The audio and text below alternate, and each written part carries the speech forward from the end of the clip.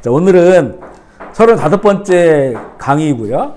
오늘도 이제 욥기에 관한 내용으로 말씀을 나누고자 하는데, 오늘은 그 내용이 욥 말고 욥 외의 등장 인물들에 대해서 우리가 한번 살펴보고자 이렇게 준비를 했습니다.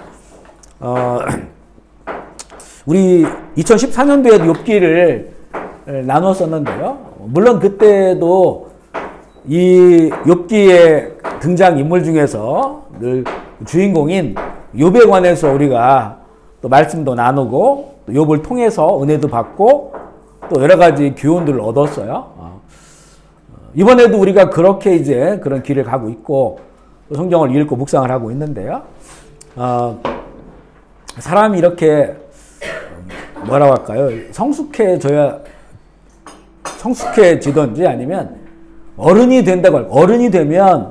어른이 되어가면 그동안 잘 보이지 않았던 것들을 보게 되고 또 이해하게 되고 이런 그 좀 관점의 전환이 있게 되더라고요. 그래서 어른이 된다고 하는 거는 물론 나이가 먹으면 우리가 어른이 된다라고 말하지만 진짜 어른이 된다고 하는 것은 나이만 먹어서 되어지는 건 아닌 것 같고 이제는 그동안 우리가 보지 않고 살았다는 것 대부분은 이제 나 중심의 것으로 살았다가 어른이 된다고 하는 거는 그동안 잘 안 봤던 것, 외면했던 것들을 자꾸 보게 되고 또 그것들을 이해하게 되고 많은 것들을 좀 수용할 수 있는 그런 그 인격, 그런 자세가 어른이 되어진다라고 하는 것일 수 있는데요. 이번에는 이제 이 욥기를 읽어가면서 그동안 우리가 집중했던 것이 욥에 관한 부분에 있었는데 그리고 그 나머지 사람들, 아내라든가 또 친구라든가 대부분이 이제 약간 욥을 중심으로 해서 보니까 우리가 이제 부정적인 그런 그런 인식으로 그들을 우리가 보고 있었어요. 그리고 이분들에 대해서 더 깊이 있게 우리가 들어가 보진 않았단 말이죠. 근데 이번에는 제가 이번에 욥기를 읽으면서도 그렇고 또 이제 부족함이 많으니까 목사님들의 욥기에 대한 강의 설교를 들으면서 한 번씩 이렇게 그 욥 사이드에 있는 그 인물들에 대해 얘기를 하는데 우리가 좀 너무 단순하게만 알고 있구나. 또 그동안 알았던 욥을 강조하다 보니까 잘 보이지 않았던 부분들도 있었구나라고 하는 생각이 들어요. 이번에는 좀 더 우리가 시각을 좀 넓혀서 욥 주변에 있는 그 인물들을 좀 살펴봄으로써 또 우리가 교훈을 얻을 수 있겠구나 이런 생각으로 욥 외의 인물들에 관한 내용들을 정리해 봤는데요. 이건 어디 특별한 자료를 따온 건 아니고요. 이제 그동안 성경을 쭉 읽어가면서 또 강의 설교를 쭉 들어가면서 이제는 어떤 내용들을 잡아가지고 만든 그런 자료입니다. 그래서 우리가 좀 한 명씩 내용들을 짚어 보기를 원하는데요. 일단 첫 번째는 욥의 아내입니다. 욥의 아내. 많이 등장하진 않지만 너무 짧게 등장을 하지만 한번 우리 나눠볼게요. 욥기 2장 8절로 10절 말씀 같이 읽어보겠습니다. 시작. 욥이 제 가운데 앉아서 질그릇 조각을 가져다가 그에게 이르되 당신이 그래도 자기 온전함을 굳게 지키겠냐. 하나님을 욕하고 죽어라. 그가 이르되 그대의 말이 한 어리석은 여자 같도다. 우리가 하나님께 복을 받았은즉 화도 받지 아니하겠냐 하고 모든 일에 욥이 입술로 범죄하지 아니하니라. 우리가 딱 이 구절을 딱 보면요.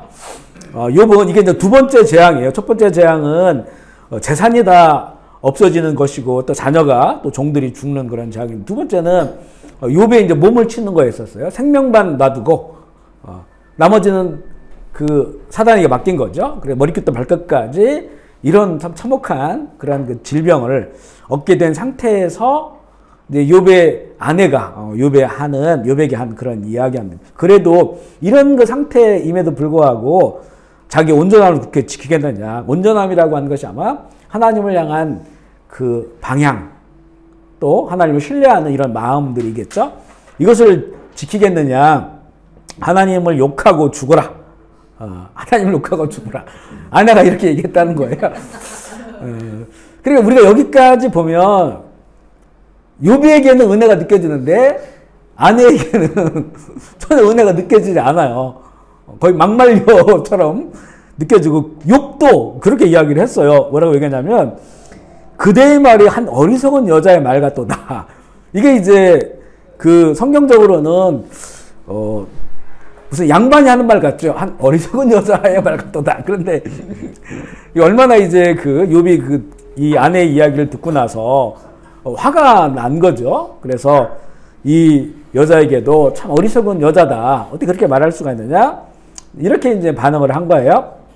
그러면서 이제 하나님께 복을 받았은즉 화도 받지 아니하겠느냐고 이 모든 일에 욥이 입술로 범죄하지 아니하니라. 우리는 욥에게 막 박수를 칩니다. 정답을 말했거든요. 그리고 이제 반대로 욥의 아내에 대해서는 굉장히 부정적인 그런 인식을 갖고 있어요. 한 구절 더 읽어볼게요. 욥기 19장 17절 말씀 읽어보겠습니다. 시작. 내 아내도 내 숨결을 싫어하며 내 허리의 자식들도 나를 가련하게 여기는구나. 자신의 고통을 토로하면서 모든 사람들이 다 자기를 떠나고 이제 조롱하고 멸시하는 자기 고통을 이야기할 때 정말 그 중에 하나가 뭐냐면 내 아내도 내 숨결을 싫어한다는 거예요. 그래 가까이 있어 하고 싶지 않다는 거죠. 우리도 아마 한 번씩 그럴 때 있지 않습니까? 그 숨결이 왠지 부담스럽고 그렇죠. 근데 욥은 사실 아내 입장에서 봤을 때 욥은 벌써 이 몸이 가까이 하기가 어려운 몸이에요. 그죠? 온몸이 이렇게 고름이 나오고 질그대로 너무 가려우니까 긁어가지고 여기가 너무 두툼해져가지고 가죽처럼 돼 있는 거예요. 악어 가죽처럼. 예. 몸이 막 그렇게 돼버렸는데 사실 이게 예전에 그 욥이 아니거든요. 그러니까 가까이 가기가 어렵겠죠. 그러면서 이제는 내 아내도 내 근처에 오기를 싫어한다 라고 하면서 이렇게 자신의 그 어떤 고통을 토로하고 있는 거예요. 욥이 보았을 때도 정말 극심한 고통 가운데 있는 자기에게 아내가 위로가 안 된다는 거죠. 어리석은 여자와 같이 말하고 그리고 고통 중에 있는 욥을 가까이 하기 싫어하는 그런 그 아내라고 표현을 합니다. 그런데 이제 우리의 지금 성경으로는 아내의 말이 이렇게 짧게 나왔잖아요. 하나님을 욕하고 죽어라 이렇게 좀 나왔는데 그런데 이제 70인역 그러니까 그 히브리어 성경을 헬라어로 70명이 유대인 70명이 그걸 번역한 그 70인역에는 이 아내의 말이 길게 나옵니다. 그 내용을 한번 볼게요. 자, 우리 아내가 한번 읽어주세요. 많은 시간이 흐른 후에 욥의 아내가 말하였다. 구원의 소망을 바라는 당신은 조금 더 기다리라고 하는데 정녕 얼마나 더 기다려야 합니까? 보십시오. 내가 수고하여 낳은 아이들은 이 땅에서 기억도 없이 사라졌어요. 당신은 바깥에서 밤을 지새우며 악창으로 고생하고 나는 이곳저곳 집집마다 일거리를 찾아 돌아다닙니다. 하루 종일 일하면서 언제 해가 떨어져 이러한 수고를 벗어나 쉬려나 기다립니다. 당신도 하나님께 무슨 말이나 한번 하고 죽으십시오. 느낌이 다르죠? 느낌이 다릅니다. 사실 이 10명의 자녀들 누가 낳았을까요? 아내가 낳았죠. 아내가 낳았어요. 그것도 한 자녀를 잃어버린 것이 아니고 한 날에 10자녀를 다 잃어버렸습니다. 욥도 아버지로서 그 아픔을 가지고 있지만 그러나 이 엄마가 더 아프죠. 왜냐하면 그 아이들을 뱃속에서 아이들이 자라나고 함께 있기 때문에. 그리고 세상에 태어난 아들 7, 딸 3명, 10명의 그 자녀들을 한순간에 잃었어요. 그리고 욥은 이제는 거의 알거지가 됐죠. 그리고 건강도 망가져서 일할 수가 없어요. 누가 먹여 살립니까? 욥은 지금 친구들이 와서 논쟁을 하고 있는데 이 건강한 아내가 밖에 돌아다니면서 일거리를 구해가지고 뭐 이런 일을 해봤을까요? 잘 살았잖아요. 그죠? 그 일거리를 집집마다 찾아 돌아다니고 늦게까지 그 수고를 하는 거예요. 그러면서 이 여인의 소망은 뭐냐면 좀 집에 가고 싶다는 거예요. 집에 가다 좀 쉬고 싶다. 이런 지금 어려움과 고통을 겪고 있는데 남편을 보니까 남편은 하나님을 바라보고 있는 거예요. 그 어떤 느낌일까요? 그죠? 하나님을 바라고 있어요. 아무것도 할 수 없는 게. 이게 처음에 이게 한두 준 그런 모습들이 불쌍하고 또 그런 마음이 있을 거예요. 그런데 이 아내도 아이를 잃은 상실감과 고통이 있죠. 그리고 이제는 당장 생계에 대한 문제가 있는데 남편은 하나님만 바라보고 있고 왜 나를 이렇게 고통스럽게 하십니까? 라고 하는 그 의문만 가지고 있고 이 아내는 이제 밤늦게까지 다니면서 수고하고 일을 해서 남편을 먹여 살려야 하는 이런 시간들이 지금 수개월 진행되고 있다는 말이죠. 이런 상황 속에서 터져나온 아내의 말이었었어요. 어찌 보면 이 말은요, 이게 이제 보면 남성과 여성의 그 어떤 본질적으로 좀 다른 것들이 있는데 이것은 여성들은 좀 직관적이에요. 직관적이고, 그리고 남성들은 좀 논리적입니다. 여성들은 어떤 것들을 딱 봤을 때 되게 먼저 감정적이죠. 그리고 그래서 보통 이제 여자들이 촉이 좋다고 해요, 촉이. 남성보다 훨씬 빠른 촉을 가지고 있고, 또 직관적이라 어떤 논리와 상관없이 뭔가 어떤 동요되는 것들이 있어요. 그래서 뭐 여자들끼리 그런 얘기를 누가 얘기하더라고요. 막 아내가 막 누구한테 전화를 받았다는 거예요. 그 전화 내용이 뭐냐면, 가리봉역에서 영숙이를 봤다는 거야. 대박! 가리봉동에서 영숙이를 만났어? 또 친구한테 전화해가지고, 막 가리봉동에서 영숙이를 봤대. 그 남자가 볼 때는 이게 무슨 대박이 있고, 가리봉동역에서 영숙이를 만났는데, 그게 어쨌다는 거야, 이게. 근데 여자들끼리는 그거 가지고 전화해가지고 난리가 막 친구들 아는 사람한테 다 전화해서 가리봉동역에서 영숙이를 봤다. 와, 정말 놀랍다. 대박. 뭐 이러면서. 그 만남 자체가 사건이 되고, 뭔가 막 이야기가 되는데, 남들은 그걸 이해를 못 하는 거예요. 왜 그게 대박이 되는 건지, 왜 이게 놀랄만한 일인지. 그러니까 이런 것들에 대해서 이제 차이가 있는 거죠. 어찌 보면, 이 아내가 쏟아낸 말들은 이 욥의 마음속에 품고 있었던 하고 싶은 말일 수도 있어요. 하고 싶은 말일 수 있어요. 정말 하나님을 욕하고 죽어버리고 싶은, 그렇지만 욥은 그렇게 하지 못하는 거죠.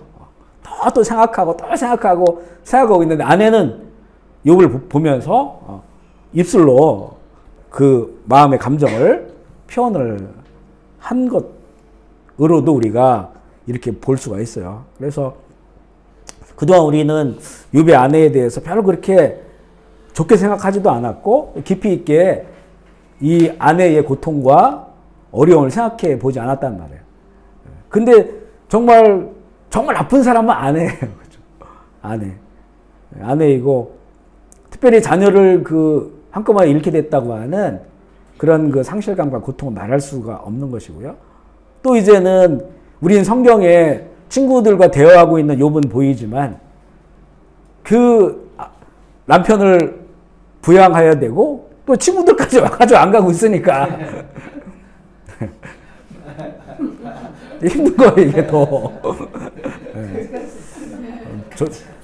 저도 아내가 집 나갈 뻔했어요. 그래서 친구들이 와가지고 뭉개가지고 3일 동안 짐 싸가지고 가려겠어요, 부산으로. 사정사정 해가지고 붙잡았는데. 이런 게 지금 아내의 이런 상황 속에서의 이야기를 하는 거죠. 그러니까 우리가 이렇게 어른이 되고 또 우리가 말씀으로 자꾸 훈련이 되고 또 예수님의 마음을 자꾸 갖게 되고자 할 때 이제는 좀 더 이런 것들이 이제 보여줘야 되는 거죠. 그동안 잘 보이지 않았던 것. 우리 그럴 때 있어요. 그때는 정말 이해가 안 됐거든요. 저 사람 왜 저렇게 말해? 왜 저런 행동을 할까? 이해가 안 됐어요. 그런데 한 10년이 지나 보니까 그게 이해가 되는 경우가 있어. 그때 그분이 이래서 그랬구나. 그리고 듣지 못했던 그분에 대한 이야기를 또 들었을 때, 그래서 그랬구나라고 하는 그런 마음들을 갖게 된단 말이죠. 그래서 우리가 이제 이 아내를 보면서도 오늘 우리가 아마 이 시간들을 지나고 나면 이제 이 아내가 좀 더 달라 보일 수 있어요. 그죠? 달라 보일 수 있는 거죠. 우리 이것을 통해서 우리도 그동안 너무 이제 신경 쓰지 않았고 또 짧게 생각했던 그 우리 형제와 자매들, 타인들에 대해서 좀 더 들여다볼 수 있는 그런 그 마음들을 가져야 된다는 거죠. 그게 오히려 우리한테는 이 욥 아내가 우리에게 주는 그런 교훈일 수도 있습니다. 그리고 이제 또 뒤로 볼까요? 회복이 되는데요. 욥기 42장 13절 14절 시작. 또 아들 7과 딸 3들 주었으니 이름하였고 둘째 딸은 구시아라 이름하였고 셋째 딸은 게레나쁘기라 이름하였으니 모든 땅에서 욥의 딸들 아리따운 여자가 없었더라. 그들의 아버지가 그들에게 오라비들처럼 기업을 주셨더라. 욥은 누구에게 아이를 낳았을까요? 욥이 회복되고 나서 누구를 통해 아이를 낳았을까요? 아내를 통해 낳았죠. 그러니까 이 아내는 20명을 낳았어요. 20명. 고통 전에 10명을 낳았고 그렇지만 이제 다 떠나보냈어요. 상실 아픔이 있었지만 이제는 다시 회복되면서 아들 7 똑같죠. 딸 3들을 낳았는데 그런데 또 놀라운 것은 뭐냐면 그 낳은 3딸이 세상에서 가장 예뻤다는 거예요. 세상에서 가장 예쁜 아이를 낳았다는 거예요. 아이들을. 그 자녀들은 누구를 닮았겠어요? 그죠? 욥과 아내를 닮았겠죠? 그러니까 이 아내가 결국 여기서 중요한 건 뭐냐면 욥이 아내가 내 숨결을 싫어한다라고 했을 때 이 어떤 전제가 있냐면 아내가 옆에 있다는 거예요. 가까이에. 그러니까 욥을 버리고 도망가지 않았다는 거죠. 이런 상황에 있는 욥을 끝까지 옆에서 지켰다는 거예요. 만약에 아브라함도 보면 나중에 그두라라는 여인과 혼인해서 또 아이들 낳잖아요. 그리고 후손들을 그렇게 다른 여인이 있으면 이런 것들이 성경에 나와 기록된단 말이죠. 근데 욥에게는 그런 내용들이 없어요. 그런 내용들이 없어요. 그러면 그 아내가 계속해서 옆에서 함께 있었다는 거예요. 그리고 함께 이 회복의 은혜를 누리게 됐다는 거죠. 그래서 우리가 욥의 아내에 대해서 부정적으로 인식을 하고 있었는데 끝내 욥의 옆에 있었고 그리고 욥의 그 회복의 은혜를 누리고 오히려 그들을 통해서 세상에서 가장 아름다운 그런 그 이 자녀들을 낳게 되었고 그렇게 140년을 더 살았다고 하는 그런 내용들로 마무리가 되는 거죠. 그래서 이 욥의 아내가 정말 고통 가운데 있는 이런 상황들 사실 이게 욥의 고통만이 아니잖아요. 그죠? 똑같이 고통당한 것이고 함께 했고 그리고 오히려 더 자녀를 잃은 그런 아픔들은 어머니가 훨씬 더 큰 아픔을 고통 가운데 가지고 있으면서 그 시간들을 보내면서 회복의 자리까지 나아갔음을 보게 됩니다. 그래서 이 욥의 아내가요 대단한 그런 그 여인이었음을 또 욥이 방황할 때 함께 했었고 그리고 결국 이 42장 마지막 장에 보면 욥의 친구들은 하나님께 책망을 받거든요. 근데 아내에 대해서는 아무 말도 나오지 않습니다. 아내에 대해서는. 그러니까 그와 함께 고통을 겪고 있었던 그런 아내가 이렇게 회복되어지는 길을 보여주게 됩니다. 자, 두 번째 인물은요. 엘리바스에는 4장, 15장, 22장 이렇게 3번 나와요. 그러니까 욥과 3번 대화를 했다라고 볼 수가 있는데 엘리바스는 대만 사람이에요. 대만 사람. 타이완이 아니고 고대 지명으로 대만 사람이고 대만이라는 그 말의 뜻은 남쪽 그리고 남풍 남쪽에 부는 바람 이런 의미이고요. 에서의 후손들이 세운 문명 에돔의 그 지역으로 보고 있습니다. 에돔은 뭐 지금은 트랜스 요르단 페트라라고 하는 문명을 세운 그런 그 조상들로 봐요. 그래서 그 어느 지역으로 보고 있고요. 엘리바스가 가장 연장자이고 그리고 전통, 규범을 중시하는 그런 지혜 교사입니다. 사실 이 욥과 대화한 이 세 친구가 있죠. 이 친구들이 우리가 그 친구들과의 대화를 보면서 그들이 어떤 어떤 그 고정된 종교적 관념을 가지고 있는 것에 대해 답답함을 느끼지만 사실 그 시대의 이 세 친구들은 지혜로운 사람들이었어요. 그리고 사람들이 존경받는 그런 지혜의 교사들이었습니다. 그리고 우리가 잘 보면요. 이 대화가 쭉 오고 가지만 이 처음의 모습을 보면 욥이 곤경을 처했다고 하는 소식을 듣고 이들이 찾아와요. 그죠? 다른 지역에서 오잖아요. 그러니까 다 다른 지역에 살던 이 세 친구가 찾아오는 거예요. 고대 사회에서 당시에 장거리 여행을 한다고 하는 거는 굉장히 어려운 겁니다. 그래서 아마 혼자 오지 않았을 거예요. 호위하는 사람들과 함께 그렇게 찾아왔을 겁니다. 그러니까 시간도 많이 걸리지만 또 여러 가지를 준비하고 해야 되는, 그러니까 크게 결단하지 않으면 고대사회에서 움직일 수가 없어요. 강도들도 많고 산적들도 많아서. 그런 위험을 무릅쓰고 이들이 왔단 말이에요. 그 처음에는 욥의 모습을 보고 이 세 친구들이 다 입을 열지 못했죠. 그리고 7일 동안 함께 해줬어요. 침묵하면서. 그러니까 이 친구들이 정말 좋은 친구들이에요. 좋은 친구들. 우리가 보면 이렇게 좀 친한 친구들이라 할지라도 어떤 어려움에 당하면 뭐 위로하고 전화도 하고 이렇게 할 수 있지만, 내가 이래 뭐 바빠서 함께하지 못한다. 대부분 그런 상황이잖아요. 그런데 찾아가서, 그것도 멀리서 찾아와서 한 주 동안 함께, 그것도 함께 앉아서 욥처럼 죄를 뒤집어 쓰고, 그리고 이 슬픔과 아픔과 고통에 함께 했다고 하는 것이 이 너무나 좋은 친구들이라는 거죠. 일단 이게 전제가 되어야 돼요. 이 친구들이, 우리가 이 대화 속에서는 부정적인 어떤 이런 인물로서 우리가 이야기를 하지만 이 욥에게 이 세 친구는 너무나 좋은 친구들이었고, 또 많은 것들을 내려놓고 감수하고 욥을 위로하기 위해서 온 사람들이라고 하는 것. 그리고 이들도 각자가 자기의 지역에서 존경받고 또 사람들을 가르치는 그런 지혜의 교사들이었다고 하는 것을 우리가 일단은 전제를 하고요. 엘리바스는 어떤 신명기 신학의 중심인 인과응보의 전통으로 욥의 문제를 해석하려 했다는 거예요. 이건 이제 그동안 여러 번 나눴어요.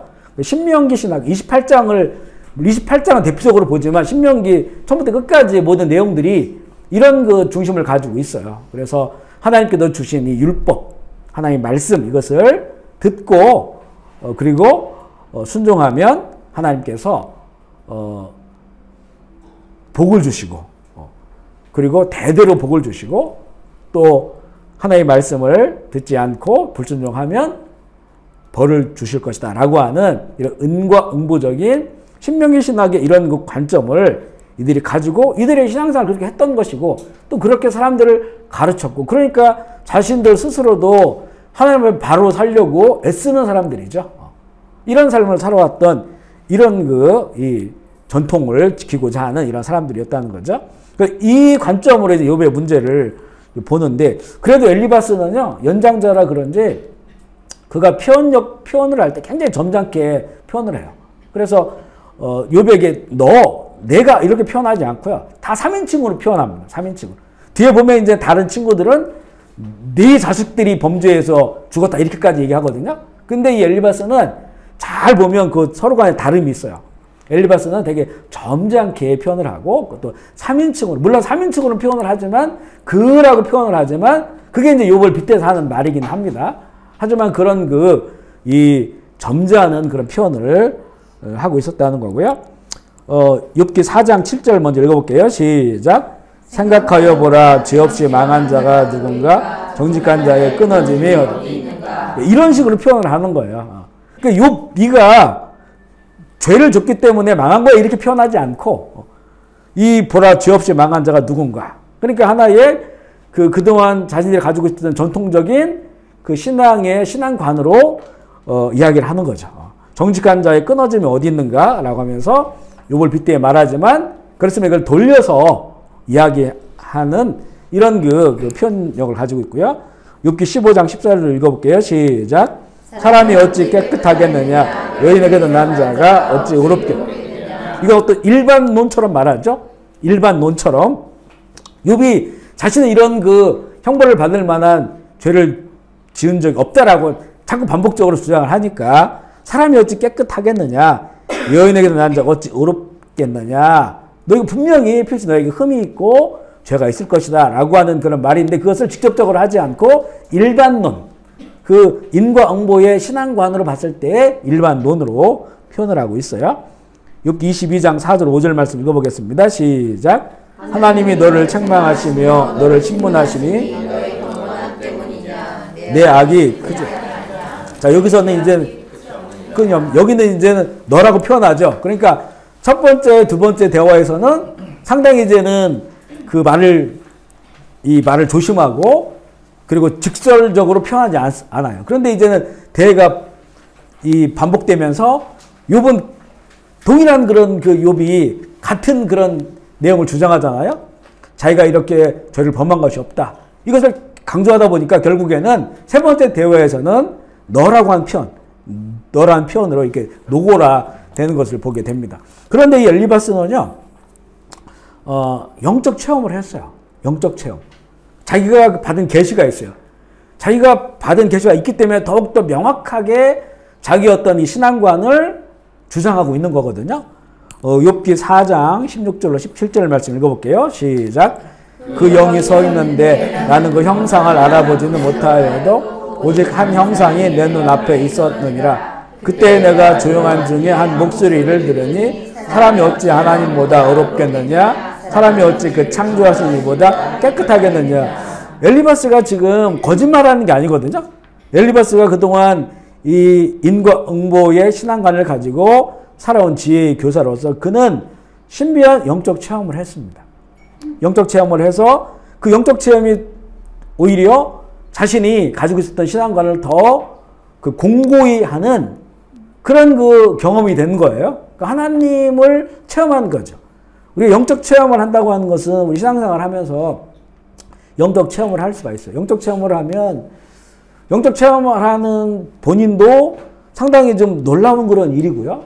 그리고 영적 체험이 주는 신앙적 유익이 있죠. 아, 정말 하나님 살아계시는구나 라고 하는 것과 또 그런 체험이 주는 여러 가지 신앙적인 그런 유익이 있습니다. 그리고 어떤 때는 우리의 신앙이 약간 이제 어떤 수평을 향해 가다가 영적 체험을 하면 이게 확 올라가요. 그래서 또 다운도 되지만 그렇게 뭔가 좀 자극이 되고 또 이것을 통해서 또 하나님을 알아가게 되는 더 깊은 하나님을 알아가게 되는 이런 그 경험을 하게 되죠. 그런데 이제 그거는 영적 체험한 사람들은 그렇지만 영적 체험한 사람의 이야기를 듣는 사람에게는 영적 체험한 그 사람이 신비로워요. 매혹적이에요. 매혹이라고 하는 것은 사람을 끌어당기는 어떤 거거든요. 그러니까 뭔가 이게 그 영적 체험을 말하지 않고 가르치는 것과 자기 영적 체험을 말하면서 가르치는 것, 이 듣는 사람 느낌이 달라요. 그죠? 느낌이 다릅니다. 그래서 이제 이렇게 어떤 이 엘리바스처럼 내가 들었다. 내가 보았다. 라고 하는 이런 그 체험의 이야기를 했을 때는 정말 그 이야기를 듣는 사람들은 그 사람이 신비롭게 보이고 또 어떤 영적인 어떤 매혹감을 느낀단 말이에요. 그래서 그걸 정말 표현을 잘해야 되죠. 그리고 잘 적용을 해야 됩니다. 이게 좀 뭔가 영적 체험을 했는데 성숙되지 못하면 자기 영적 체험한 것을 바로 말해버리는 거예요. 가감없이 말해버려요. 이랬을 때 사실은 문제가 많이 일어나요. 사실 영적 체험을 한다고 하는 것은 사람이 더 이제는 깊어져야 된다는 거거든요. 또 깊어지고 넓어지고 뭔가 하나님으로부터 받은 게 있잖아요. 이 받은 것이 내 이야기일 수도 있고 남 이야기일 수도 있어요. 세상 이야기일 수도 있거든요. 이것을 우리가 받으면 이것을 즉각적으로 표현하기보다는 한 번, 두 번 더 검증을 해봐야 되는 거예요. 분별을 하고 검증을 하고 또 아니면 그 신앙의 어떤 영적 리더가 있다면 그 리더를 통해서 확인을 받을 필요도 있고 물론 이것이 이제는 어떤 계속해서 이런 영적 체험을 하다 보면 나중에는 이게 분별력이 생기긴 하지만 그렇지만 그래서 이런 부분들에 대해서 지금 엘리바스 영적 체험했단 말이에요. 자기가 체험한 것으로 욥의 상황에 대해서 말해주고 있어요. 근데 이게 맞을까요? 틀릴까요? 지금 안 맞는 말을 하고 있잖아요. 왜냐하면 본인이 받은 영적 체험에 이 영적 체험에서 들은 하나님의 메시지는 뭐냐면 사람이 어찌 하나님보다 의롭겠느냐? 사람이 어찌 그 창조하신 이보다 깨끗하겠느냐라고 하는 거예요. 그러니까 이게 얼마나 좋은 말씀입니까? 사람 하나님 앞에 의롭지 못해. 하나님 앞에 깨끗하지 못해. 그러니까 우리가 늘 겸손하게 살아야 되고 그리고 더 배우고 훈련하고 그 하나님 말씀을 잘 지켜 살아야겠다라고 하는 것으로 적용해서 살아가면 너무 좋은 거죠. 내가 그래 늘 부족하거나 내가 많이 아는 것 같지만 의로운 것 같지만 하나님 앞에서는 우리가 그렇지 않구나라고 하는 것을 말씀을 이 체험을 통해서 깨닫게 되고 그래서 더 이제는 하나님 앞에 겸손한 자로 살아가고자 하는 이런 메시지가 될 수 있는데 근데 이거를 욥에게 적용하고 있는 거예요. 욥 네가 자꾸 의롭다고 하는데 이만한 벌을 받을 만한 죄를 진 게 없다고 하는데 내가 영적 체험을 했는데 하나님이 나에게 말씀하셨는데 아니야. 사람은 완전하지 않아. 의롭지 않아. 분명히 너에게는 뭔가 허물과 죄가 있을 거야. 이렇게 하고 있잖아요. 그럼 이게 안 맞는 거죠. 욥이 지금 고난 당하는 게 그의 범죄 때문입니까? 아니잖아요. 그죠? 우리 1장 2장에 보면 이 사단과의 대화를 통해서 이 욥은 야, 내 종 욥이 의롭고 온전하고 정직한 거 보지 못했느냐? 이렇게 하시잖아요. 죄 때문에 형벌이 온 게 아니에요. 지금 고통이 온 게 아니라는 거죠. 그러니까 그런데 그럼에도 불구하고 엘리바스는 자기 영적 체험을 통해서 그것을 가지고 자기 지금 가지고 있는 이 신앙관 그리고 이것을 옹호하기 위해서 영적 체험을 사용한 거예요. 지금. 그러니까 욥의 상황과는 맞지도 않고 영적 체험을 말했지만 욥은 전혀 감동이 안 돼. 은혜가 안 되는 거예요. 그죠? 왜냐면 이게 안 맞는 것이기 때문에 그렇다는 거죠. 그래서 이렇게 우리가 신앙생활을 하면서 영적 체험을 할 수 있거든요.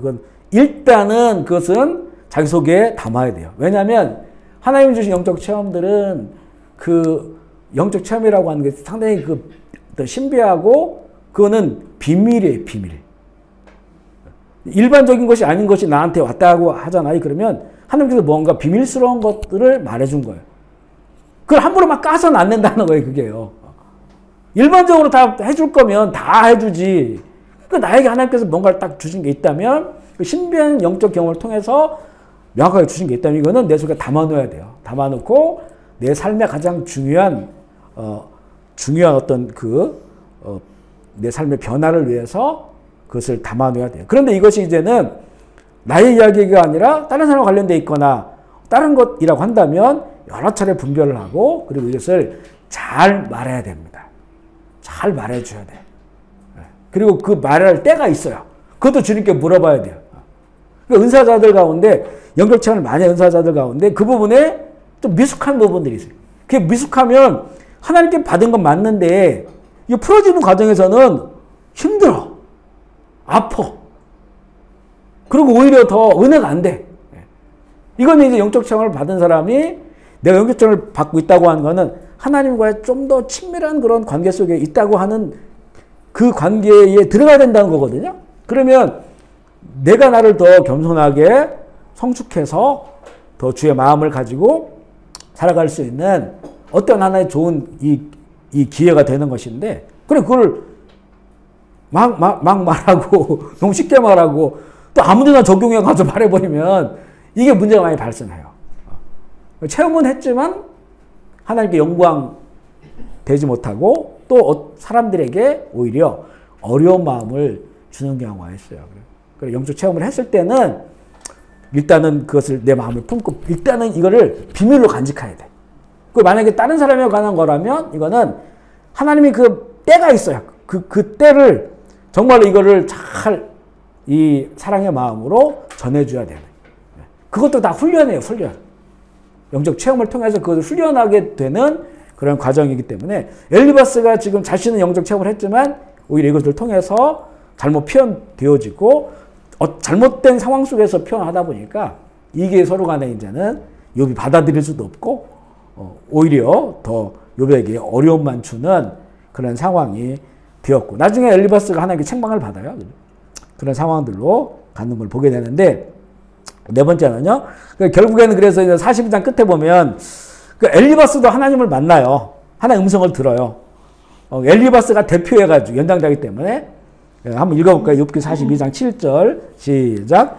여호와께서 욥에게 이 말씀을 하시니 내가 너와 내 두 친구에게 노하나니 이는 너희가 나를 가르쳐 말한 것이 욥의 말같이 옳지 못하나. 아멘이시죠. 이거 두 번 말씀하시거든요. 근데 보면 이 친구들은 하나님을 대변하려고 했단 말이에요. 이 친구들은 하나님에 대해서 불평하거나 의심하거나 이렇게 안 했어요. 하나님을 대변해 주고 있었어요. 계속. 근데 욥은 하나님에 대해서 이상하다. 어찌 하나님 이렇게 하실까? 오히려 자기의 의로움을 주장하기 위해서 하나님이 뭐 불의하시기까지는 아니지만 너무 이렇게 그 하나님이 하시는 일들이 이해 안 되는 표현들을 많이 했단 말이야. 그리고 정말 반항하는 마음도 있었고, 근데 하나님께서는 욥이 더 옳다는 거예요. 욥이 옳다. 그러니까 이게 보면 그 돌아온 탕자의 비유에 있어서 이 큰아들과 작은아들이 있죠. 큰아들은 늘 아버지 곁에서 순종하는 아들이었어요. 이 작은아들은 아버지가 죽지도 않았는데 미리 유산을 받아가지고 배은망덕하죠, 이거는. 그걸 받아가지고 나가서 다 쓰고 이제는 그 속에서 어떤 걸 깨달아서 이제 돌아오게 됐다는 거죠. 그러니까 보면, 그런데 이 아버지는 그 둘째 아들을 아주 극진하게 대답해 주고 그를 품어주는 이런 걸 볼 때 큰 아들이 불만을 가지고 이야기하죠. 보면 이제 이 욥과 욥의 친구들의 그 이야기를 보면 욥의 친구들은 한 번도 하나님에 대해서 불평한 적이 없어요. 하나님을 대변해 주고 하나님 그런 분이 아니야. 그렇게 말하면 안 돼. 이런 식이었거든요. 욥은 계속해서 하나님께 의문을 제기하고 어떨 때는 너무나 정말 불경스러운 그런 말까지도 한단 말이죠. 그래서 하나님은 욥이 옳다는 거예요. 욥이 옳다. 이게 보면 어떤 이게 차이가 있을까. 그러니까 이 욥의 친구들은 전통적인 신앙관 속에서 갇혀 있었던 거예요. 욥은 지금 그 신앙관 안에 있다가 자기가 처한 상황, 이건 실존적인 거죠. 지금 내가 처한 자기의 경험이에요. 내가 처한 경험으로 보니까 그동안 내가 신뢰했던 그 하나님 모습이 아닌 거야. 그러니까 그 하나님과 계속 부딪히는 거예요. 그러니까 이거는 뭐냐면 정말 이제 살아있는 하나님과 부딪히고 있는 거예요. 살아있는 하나님과. 근데 욥의 친구들은 여전히 자신의 틀의 전통이라고 하는 틀 속에 하나님을 제한하고 가둬놓고 그리고 그 하나님을 다 아는 것처럼 이야기하고 있는데 이 욥은 지금 살아계신 하나님을 경험하고 있어요. 근데 이게 이 하나님이 이해가 안 되는 거야. 그러니까 그 하나님을 향해서 계속해서 질문한다고 하는 것은, 그리고 그 하나님에 대해서 원망하고 질문한다고 하는 것은 그 뭔가 그 지금 실존하는 하나님에 대한 그 경험을 하고 있는 거예요, 지금. 그 살아있는 하나님을 경험하고 있는 거예요. 근데 이게 그동안 생각했던 하나님 모습이 아니니까, 이게 이해가 안 되니까 그렇게 지금 몸부림을 치고 있는 거지만 이게 차이예요, 차이. 그러니까 친구들은 한 번도 하나님을 불평하거나 또 질문하거나 불만을 토로한 적 없어요. 하지만 그들은 딱 정해져 있는 전통이라고 하는 신앙관 속에서 묶여져 있는 것이고, 욥은 이제 거기에서 빠져나와서 지금 도전하고 있는 거예요. 하나님을 경험하면서 하나님을 도전하고 있는 거예요. 이 차이가 있다고 하는 거죠. 하나님께서는 이 친구들보다 욥이 옳다. 이렇게 지금 이렇게 이야기하고 있는 거예요. 우리가 이제 신앙생활을 하고 있는데 신앙생활을 좀 오래 하다 보면 욥의 친구들처럼 어떤 그 하나님에 대한 자기 스스로의 어떤 제한된 부분들이 있어요. 여기 안에서만 순종하고 신앙생활하고 또 종교적 우리 의식지 이걸 하면서 만족하고자 하는 그런 그 모습들이 있다고 하는 것이죠.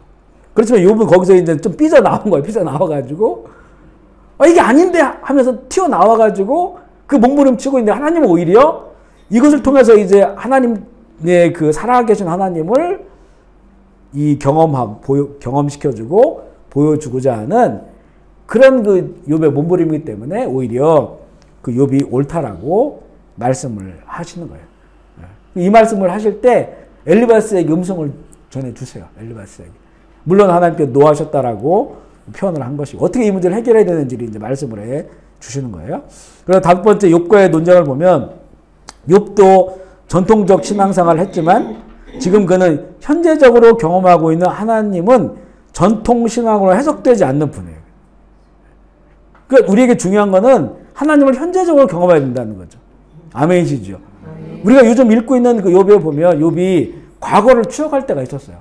하나님께서 나를 보호하실 그때가 있었는데 그때가 좋았다. 나는 그때 내가 이렇게 살다가 평안히 죽는 걸 꿈꾸고 있었단 말이에요. 근데 우리의 신앙이 거기에 머물러 있으면 안 된다는 거죠.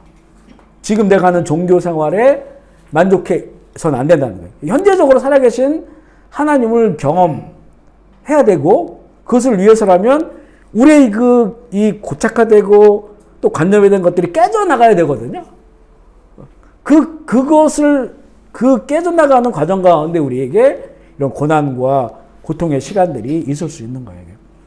제가 여러 차례 이제 간증한 게 저는 이제 어떤 그 신학, 진보적 신학이라고 하는 그것도 하나의 사상이죠. 그 속에 이렇게 갇혀 있었다겠죠. 20, 30대를. 이것을 깨어내는데 10여 년의 오랜 시간이 걸렸어요. 만약에 그 진보적 신학이라고 하는 그 신학적 가치관이 깨어지지 않았으면 지금 저는 이런 모습이 아니었을 거예요. 지금도 아주 그 고집스럽게 제가 가지고 있었던 그 배웠던 그런 신학, 그 사상, 또 그것을 보는 세상을 보는 눈, 그 이념, 이런 것들로 아마 살아가고 있었을 겁니다. 제 친구들 가운데는 아직도 그런 생각을 가지고, 물론 이제 목회를 하다 보니까 더 넓어지긴 했죠. 하지만 그냥 기본 베이스가 그런 그 신학적 틀 안에 가지고 있는 거예요. 그래서 오히려 대화할 때 보면 그 학교 다닐 때 배웠던 그 진보적 신학의 틀에서 지금도 살아가고 있으면 오히려 순수하다고 얘기를 해요. 저 같은 경우는 어떤 사람이냐면 변절자. 배신자. 배신자. 왜냐면 그때 순수했을 때 우리가 공부하고 또 몸부림치고 또 쌓아놓았던 그런 신학적, 사상적 이것을 저는 벗어났다는 거죠. 그 배신자가 된 거예요. 그런데 저 개인적인 그 어떤 그 고백은 그동안 그 틀 안에서 하나님을 보려고 했었던 이런 것을 깨어부신 거죠. 이게 오랜 시간이 걸렸어요. 쉽지 않았습니다. 오랜 시간을 통해서 깨어지는 경험들을 했어요. 그러니까 그걸 깨어지는 동안에는 굉장히 뭐라고 할까요? 그러니까 그동안 경험하지 못했던 것을 경험하고 그 삶의 현장 가운데 경험하니까 전에도 영적 전쟁을 이렇게 한번 나눈 적이 있었을 때 그 영적 전쟁이 배워서 한 게 아니고 경험해서 했다고 표현했죠. 어느 날부터 갑자기 뭐가 보이고 속에 구역질이 나고 어느 곳에 있으면 그러면서 3년 동안 그렇게 했다고 했죠. 그러니까 그러면서 이제는 막 또 전에는 인정하지 않았던 어떤 꿈도 꾸고 환상도 보고 이런 것들이 여러 차례 반복되고 또 신비한 어떤 성령 체험 이런 것들을 하면서 이게 이제 깨어져 나가는 거예요. 물론 가장 중요한 건 성경 말씀이었고 성경의 하나님이 믿어지고 성령의 복음이 그대로 믿어지는 이런 일들이 가장 중요했고요. 그렇지만 여러 분야에서 정말 그 실존하는 하나님께서 하나님이 아니면 누가 하시겠어요, 이거를. 제가 생각지도 않고 원하지도 않았던 일들이 벌어지고 있는데 실제적으로 지금 욥이 그런 경험을 하고 있는 거예요, 사실은. 물론 그 욥에게는 그것들이 자신의 몸부림이 있지만 하나님의 계시가 아직은 없으니까 그런 시간들을 우리에게 보여주고 있는데 결국에는 살아계신 하나님을 만나잖아요, 폭풍 속에서.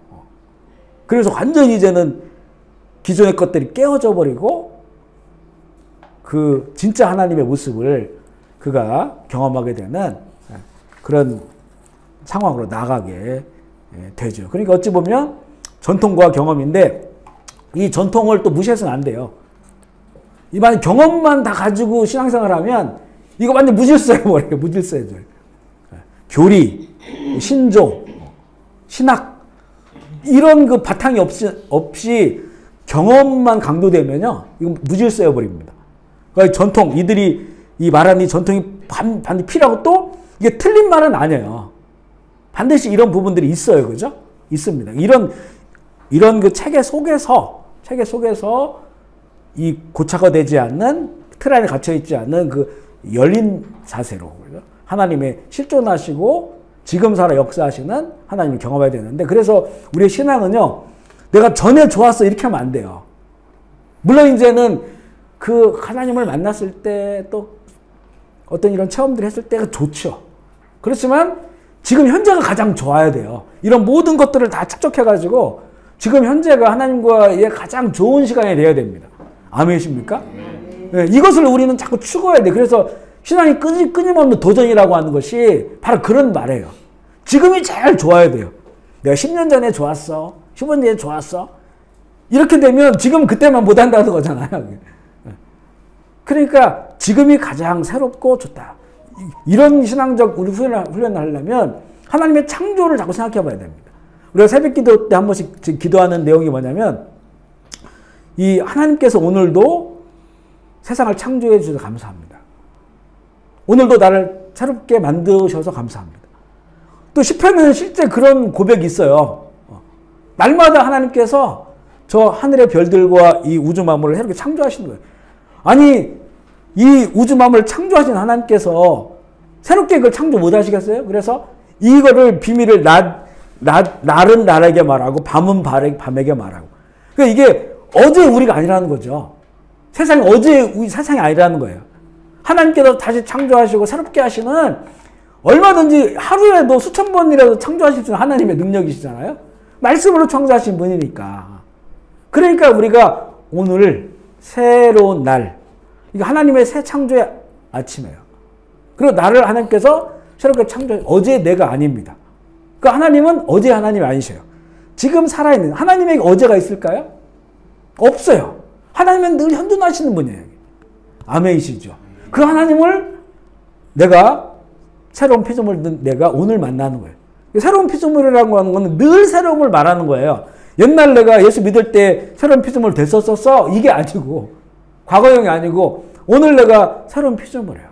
그래서 새롭게 된 나의 그 새로운 영혼. 그리고 오늘 우리 심장에서는 새로운 피가 나와요. 실제적으로. 물리적으로도 우리는 새로운 나예요. 지난 피는 사라지고 새로운 피가 심장에서 9리터씩 품어나가는 거 아니겠어요?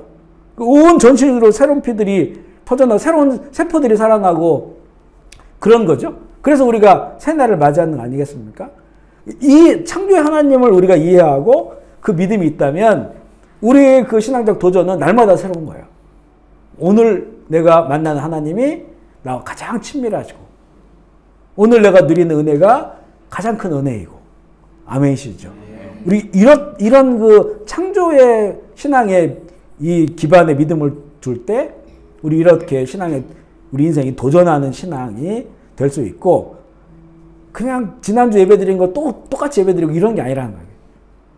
하나님 앞에서 우리가 정말로 새롭게 이렇게 영적으로 살아있는 자로서의 하나님과 관계하는 이런 관계들이 필요하다는 거죠.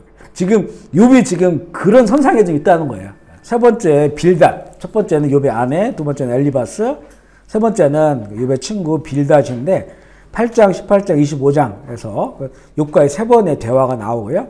수아 사람이에요. 수아 사람인데 고대의 성경 지명에 보면 그 사람의 이름으로 그 지명을 표현한 곳이 많이 있어요. 그래서 아브라함의 첩이죠.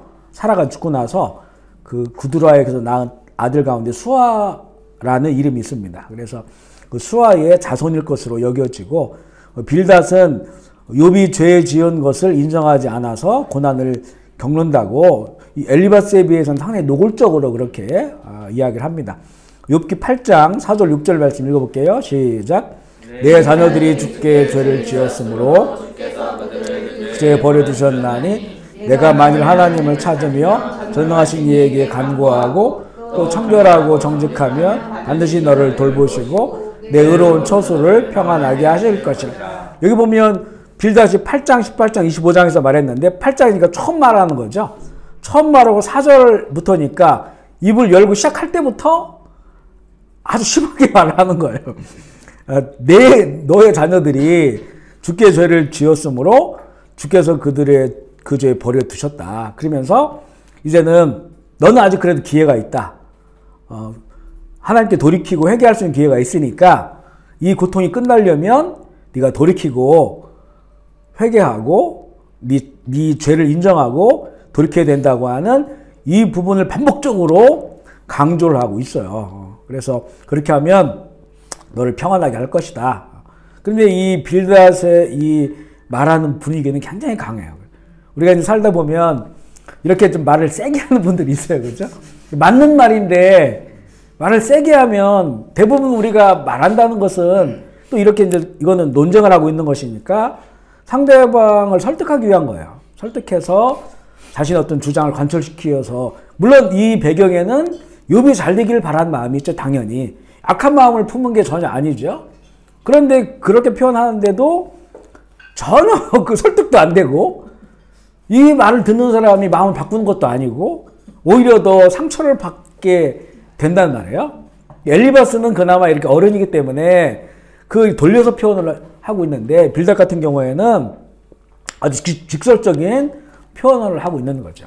어찌 보면 이렇게 표현하는 것이 참, 그죠? 이 좋은 친구들이지만 그리고 되게 지혜로운 사람들임에도 불구하고 어떻게 이제 표현하느냐에 따라서 상대방이 그래 네 말이 그래 맞을 수도 있어 내지는 그래 공감된다 하면서 자기의 입장을 얘기할 수도 있는데, 지금 이런 표현들은 그 자녀의 죽은 것은 가장 그 아픈 곳이잖아요.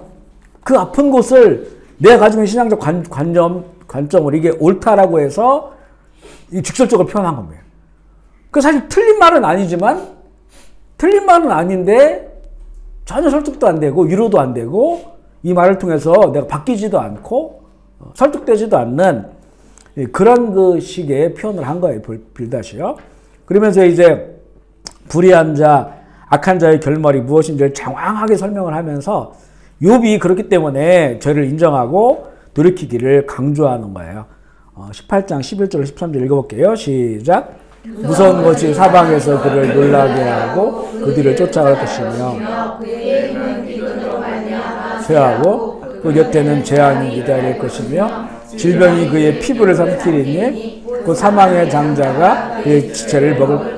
무서운 말이죠. 이게 이제 악한 자가 이렇게 된다는 것인데 완전히 욥을 빗댄 거죠. 왜냐하면 그 결과에 악한 자는 재앙이 기다릴 것이며 질병이 그의 피부를 삼키리니. 지금 누구를 말하고 있습니까? 당연히 욥을 말하고 있는 거죠.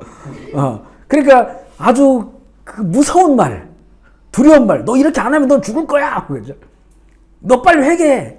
너 빨리 돌이키지 않으면 넌 이렇게 될 거야. 저주받을 거야. 뭐 이런 식의 표현이야. 그러니까 뭐 이 이야기의 출발부터가 욥은 받아들일 수 없는 것이기 때문에 욥에게는 오히려 상처가 되는 거예요. 사망의 장자가 그의 지체를 먹을 것이다. 막 이렇게 굉장히 과한 그런 표현을 하고 있는 거예요. 그러면서 세 번째는 하나님의 크심을 강조해요. 하나님의 크심을 강조하는 거는 정말 틀린 말 하나도 없습니다. 다 맞는 말만 하고 시편 같은 그런 말을 하고 있는데 이걸 가지고 욥의 문제를 지적하고 있는 거예요. 26장 2절로 3절 시작. 하나님은 주권과 위엄을 가지셨고 높은 곳에서 화평을 베푸시느니라. 그의 군대를 어찌 계수할 수 있으랴. 그가 비추는 광명을 받지 않는 자가 누구냐. 26장 6절 시작. 하물며 구더기 같은 사람, 벌레 같은 인생, 다 욥을 빗댄 거예요. 하나님께서는 이렇게 위대하신 분이고 높으신 분이고 크신 분이다. 거기에 비하면 우리 인간은 구더기 같고 벌레 같은 사람인데 근데 여기서 이게 욥이 된 거예요. 너는 그 앞에서 네가 의롭다고 말할 수 있느냐?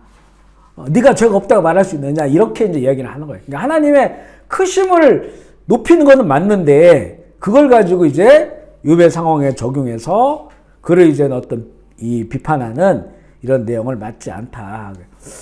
보면 이런 말을 누가 잘하냐면 목사들이 이런 말을 잘해요. 목사들이. 저도 참 이 보면 우리 집에서도 그렇고 우리 뭐 자녀들한테도 그렇고 꼭 이렇게 뭔가 아이들이 실수하고 잘못하면 꼭 이렇게 좀 설교를 하려고 그래요. 설교를. 설교에서 도저히 아이들이 바뀌질 않는 거거든요. 저도 설교 듣는다고 바뀔 사람이 아니거든요. 근데도 자꾸 설교를 하는 거예요. 그래서 저 나이를 먹어가니까 이게 이 설교할 분위기가 아니구나 이거는. 다 맞는 말이거든요. 틀린 말 하지 않아요. 성경의 얘기니까. 근데 그 아이들의 그 어떤 그 세심한 그들의 지금 상황들 이런 것들을 보지 못해요, 그냥. 그래서 어떤 일반론 이런 그 성경의 말씀 이런 것들로 이제 자기 주장을 하는 것인데 이게 설득이 잘 안 되는 거죠. 틀린 말은 아닌데 맞는 말인데 모든 옳은 말이 사람을 옳은 방향으로 사람들을 바꿔내지 못해요. 그죠? 바꿔내지 못합니다. 근데 결국에는 말보다는 내가 옳게 사는 거죠. 내가 옳게 살면 그게 흘러가는 거예요. 이게 시간이 걸리니까 자꾸 말로 하려고 하는 건데 옳은 말을 했다고 사람이 바뀌는 게 아니고 그 사람 따라오지도 않습니다. 옳게 살면 바르게 살면 사람들이 따라와요. 그죠? 그걸 보는 거예요. 여기 우리 캄보디아에서 우리가 이렇게 좀 살아가는데 이 한인 사회, 한인 공동체가 이게 크진 않잖아요. 그러니까 사람들이 이렇게 보는 거예요. 일단 제일 속상할 때가 뭐냐면 이렇게 이제 교회 밖에서 교회를 보니까 사실 제대로 못 본 경우도 많죠. 그런데 교회 밖에서 교회를 들어오지 않으면서 교회에 대한 이야기를 했을 때, 그 교회는 왜 이렇게 뭐 어떤 사건에 연루되어 있는 사람, 뭐 이렇게 하는 사람, 뭐 아니 그런 이야기를 들으면 목사로 참 속상해요, 그게. 물론 이제는 그게 우리들의 잘못일 수도 있거든요. 그 세상 가운데 너무나 보이잖아, 이렇게. 물론 그 사람들이 꼭 그 사람을 경험해서 그렇게 말하는 건 아닐 수 있어요. 다른 사람들한테 그 들은 이야기들, 그 말들은 부정적인 얘기들이 더 많죠. 그 사람의 좋은 면보다는 안 좋은 면이 더 많죠.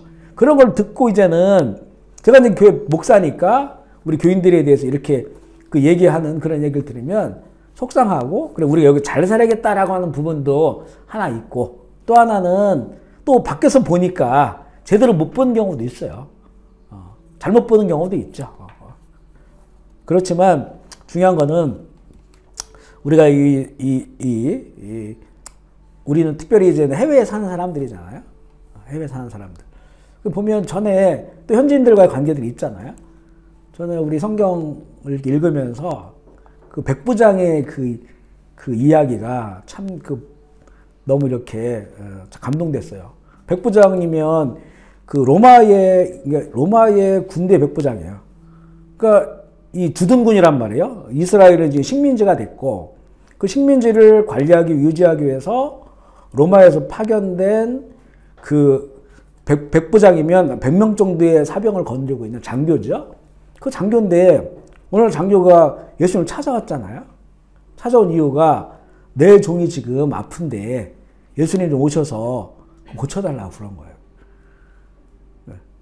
그러니까 이 다른 사람들이 뭐라고 말하냐면 그 백부장이 평소에도 유대인들, 이스라엘 사람들에게 참 잘해주는 사람이라. 회당에도 후원도 하고 참 그분 좋은 사람이야. 이런 평을 받는 거예요. 그리고 실제 백부장이 자기가 아픈 것도 아니고 그런데 이 자기가 데리고 있었던 종이면 이스라엘 사람이잖아요. 그 사람이 아픈데 그걸 치료해달라고 예수님께 온 거예요. 예수님이 그 모습을 너무 좋아하셨어요. 그러니까 해외에 거주한 사람인데 특별히 이 사람에게는 파워가 있었어요. 힘이 있었단 말이에요. 높은 사람이에요. 그런데 이 사람이 현지인을 그동안 관계했던 것이 그 현지인들이 오히려 더 이 사람 너무 좋은 사람이다. 예수님 도와주셔야 된다. 이렇게 하는 거예요. 그리고 그분도 자기가 아픈 것이 아니고 자기 가족도 아니고 현지인이 아팠는데 그걸 가지고 예수님께 찾아가서 그 모습을 보고 예수님이 참 기뻐하셨어요. 그걸 보면서 개인적으로 우리 삶을 이렇게 투영해 보게 되더라고요. 우리도 정말 현지인들이 우리를 봤을 때 저 사람 정말 좋은 사람이다. 저렇게 저 사람들이 좋은 거는 저분들이 예수님을 믿기 때문이다. 그게 구별됨이죠. 우리 스스로가 막 거룩해지려고 해서 그 구별됨도 필요하지만 다른 사람들이 봤을 때 저 사람들 너무 좋은 사람들이야. 우리 지난주에 읽은 그 마태복음의 상산수훈의 말씀이 너희 착한 행실을 보고 그 세상 사람들이 하나님께 영광을 올려드리게 하라는 거잖아요. 그게 소금과 빛의 역할을 하겠죠. 착한 행실. 그게 우리가 세상에서 착한 게 아니고 예수님을 따라 살아가는 거죠, 그게. 그러니까 세상에는 이런 모습이 없어요, 별로. 없습니다. 완전히 세상과는 거꾸로 사는 사람들이니까. 그러니까 이걸 보고 하나님께 영광 올려드리는 거예요, 보면서.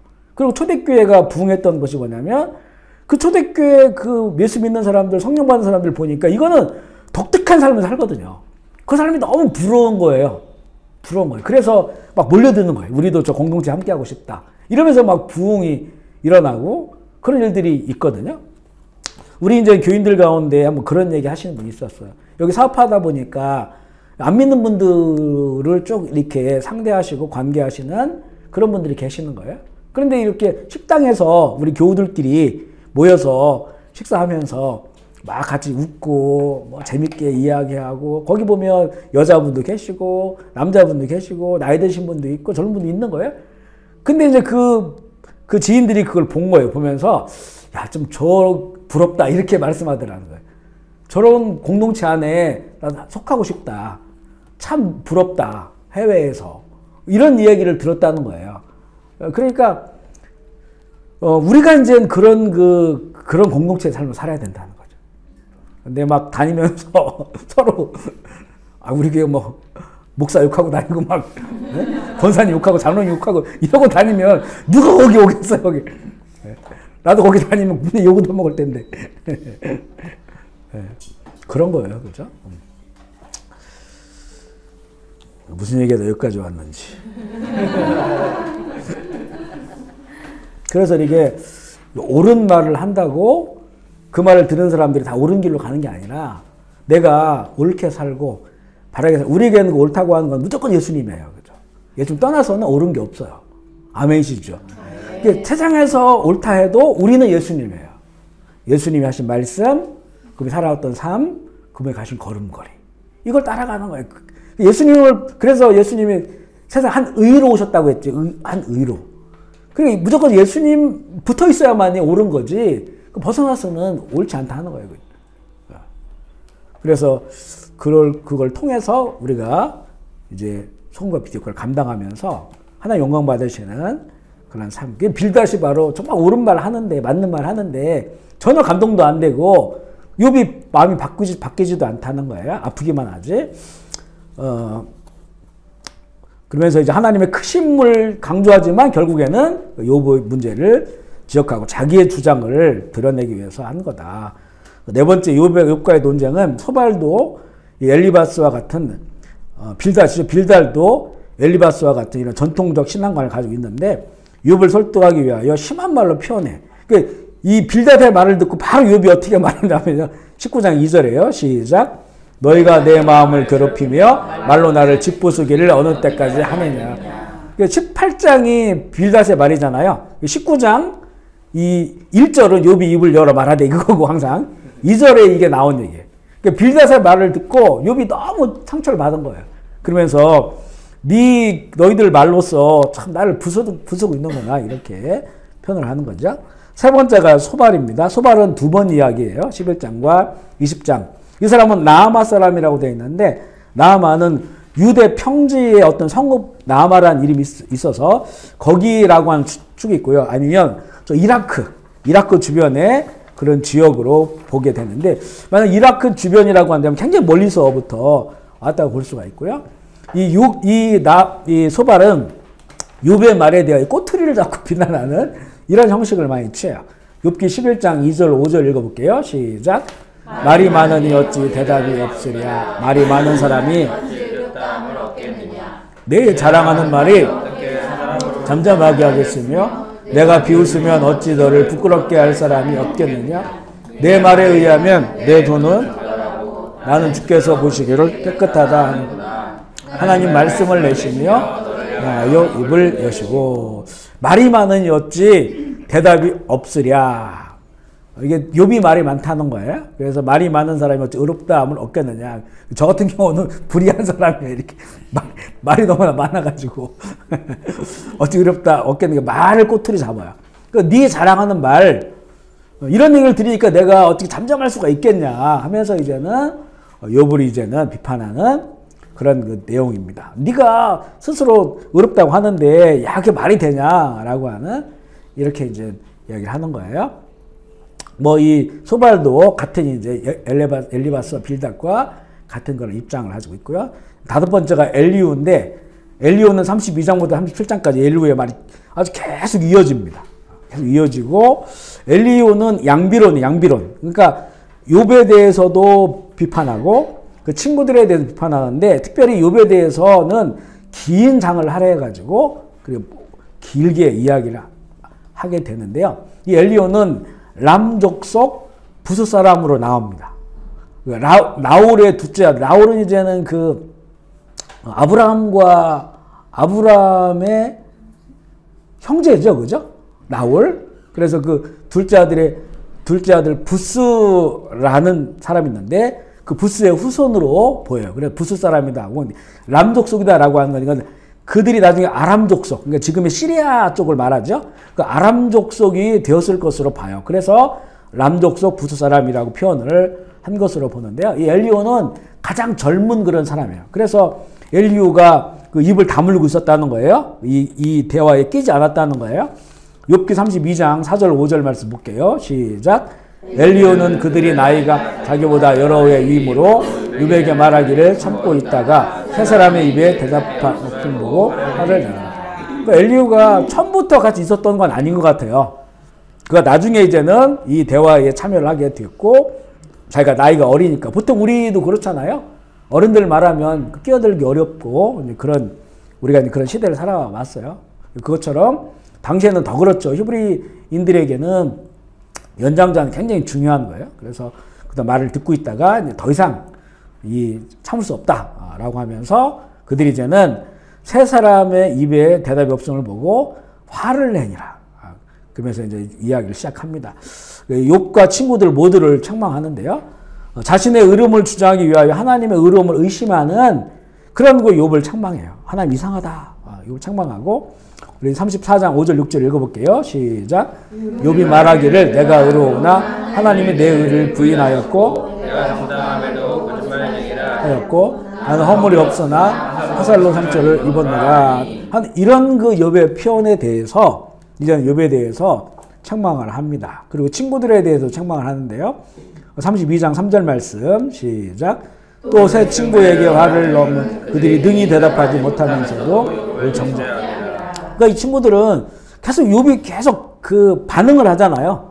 근데 그 욥의 말에 대해서 이들이 온전하게 논리적으로 설득하거나 하지도 못하면서 계속 똑같은 말만 반복하게 되는 것에 대해서 그러면서 욥을 이제 정죄하는 거, 계속 죄인으로 보는 것에 대해서 이제는 그 책망을 하는 겁니다.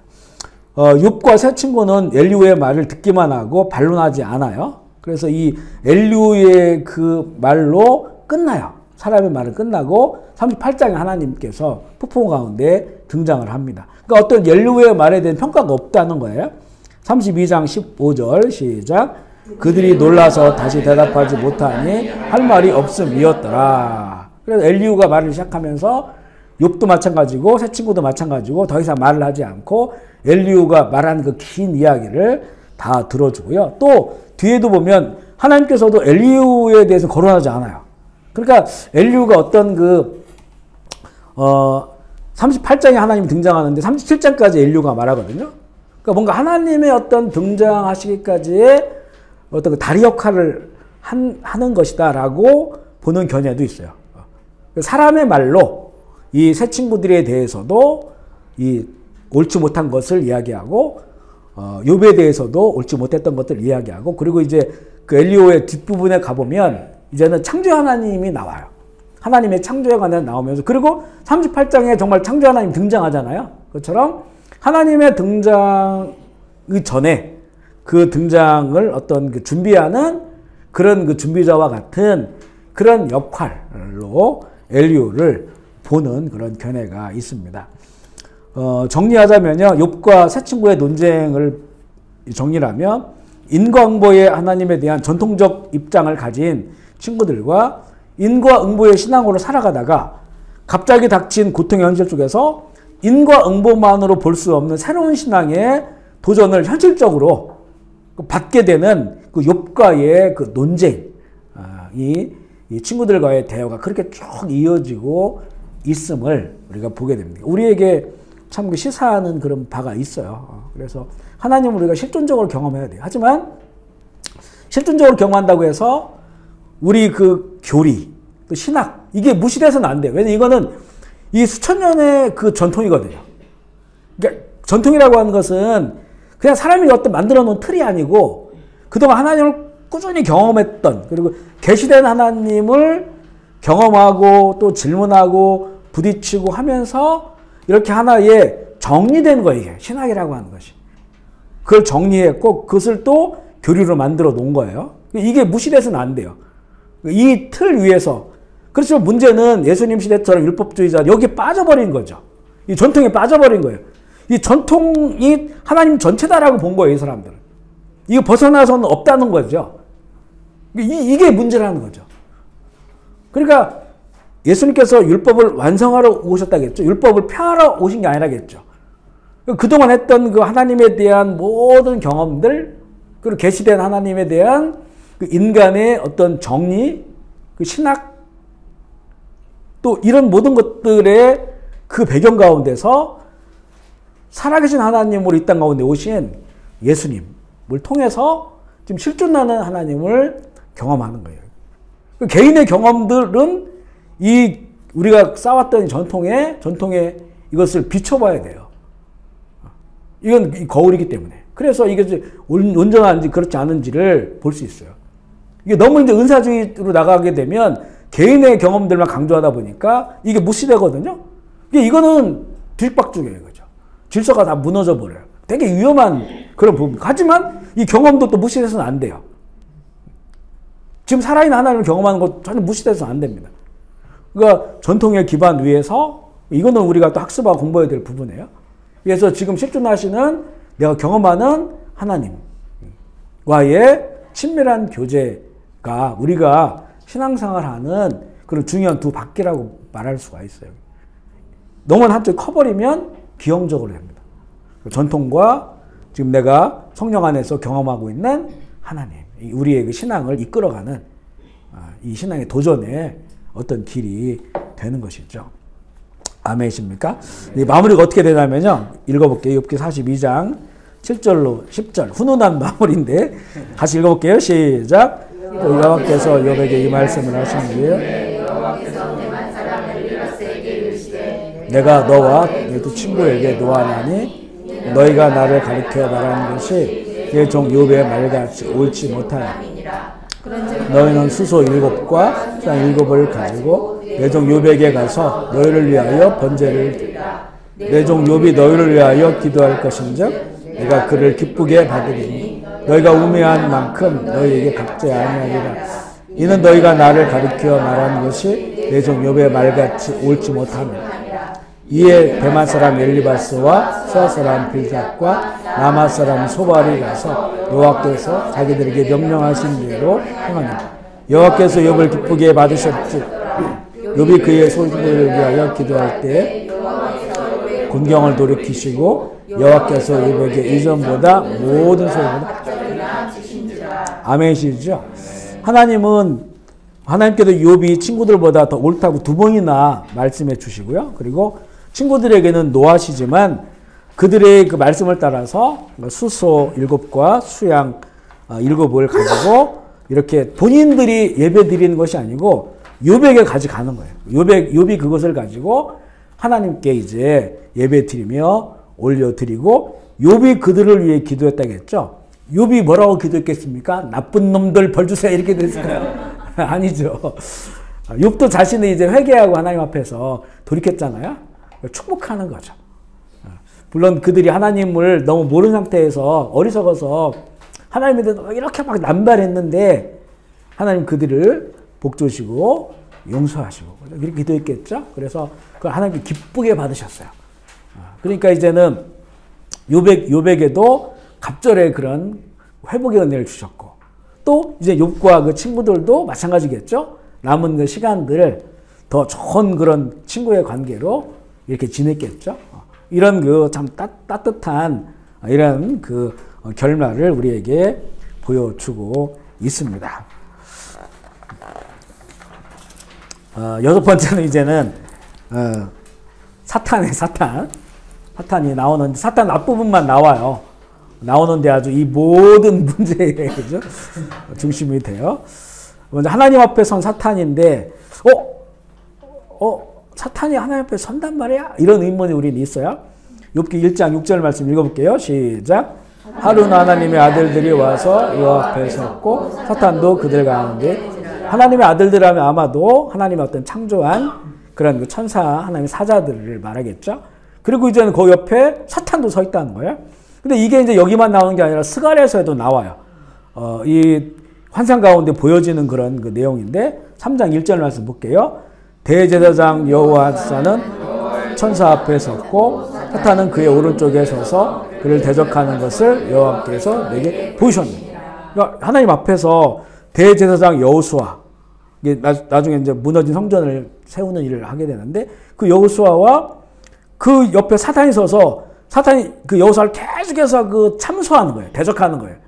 계속해서 고발하고 또 그를 무너뜨리고 조롱하는 이 모습을 보는 거예요. 근데 그게 하나님의 보좌 앞에 있는 거예요. 여호와 앞에서니까. 그래서 보면 우리가 이제 그 사단을 상상할 때 엄청 막 뿔 달리고 해가지고 음침한 속에 거하고 이렇게 상상을 하잖아요. 물론 이제 그게 하나님을 떠난 그 사단의 무리들의 거처가 맞아요. 그런데 성경은 이런 모습도 보여준다는 거예요. 중요한 것은 뭐냐면 지금 하나님의 이야기, 욥의 이야기지만 하나님의 이야기를 보여주시고 있는데 이곳에서 보면 하나님께서 이 사탄의 역할을 허용하신다는 거예요. 하나님 어떤 섭리 가운데 하나님의 계획 가운데 이게 사탄이 하나님께 그냥 나왔겠어요? 못 나오죠. 하나님께서 이 사탄이 지금 두루 다녔단 말이에요. 두루 다닌 사탄이 하나님 허용하시니까 하나님 앞에 나온 거예요. 그러니까 허용하신다는 거예요. 하나님의 섭리와 하나님의 계획 가운데서 사탄이 허용되어서 그 사탄을 통해서 하나님께서는 무언가 세상 가운데서 일을 행하시는 거예요. 사단이 할 수 있는 일은 악한 것밖에 없어요. 그 악한 일을 통해서 하나님의 섭리를 이루어 가시는 것을 보여주고 있어요. 물론 그 사탄의 마지막은 무적행에 갇히기도 하고 잠시 풀려나지만 영원한 지옥불에 떨어지는 것이 이 신화를 위해 사탄의 운명이에요. 운명. 하지만 하나님께서 허용하신 어떤 그 상황 속에서는 이렇게 하나님께 나올 수도 있고 또 하나님께서 허용하신 그 시간과 공간 가운데서 이 악한 역사를 할 수가 있음을 우리가 볼 수 있어요. 우리가 하나님의 살아계심을 믿으시죠? 그러면 사탄에 살아있는 것도 이거는 믿는다고 하는 것보다는 인정해야 된다는 거예요. 예수님께서 마을로 가셨을 때 귀신들이 나와요. 귀신 들린 사람이 나오지만 그 안에 귀신이 역사하는 거죠. 그때 예수님에게 뭐라고 말합니까? 하나님의 아들이라고 해요. 그러면 그 귀신이 예수님을 믿는가요? 믿지 않죠. 우리처럼 믿는 게 아니고 믿음이라고 하는 거는 우리의 믿음은 이제는 그 구원을 향한 믿음이고 그래서 이거는 인정하는 거 인정하는 그 실체를 인정하는 거예요. 그 귀신들이 예수님께 나와서 하나님의 아들이요 이렇게 얘기했을 때 그 믿음이 구원받을 믿음이 아니죠. 그는 이제 두려운 마음으로 나와서 어떻게 자기가 도망갈 수 없으니까 요즘 말로 커밍아웃 하는 거예요. 도망갈 수 없으니까. 인정할 수밖에. 그러니까 그런 게 있잖아요. 막 진짜 엄청 이렇게 막 그 무섭고 힘있고 이런 사람들 앞에서는 도망갈 수가 없어요. 살려달라고 나올 수밖에 없죠.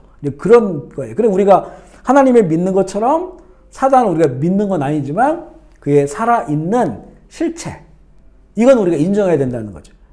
이게 인정되지 않으면 우리는 영적인 그 세계를 한 면을 볼 수 없는 거예요.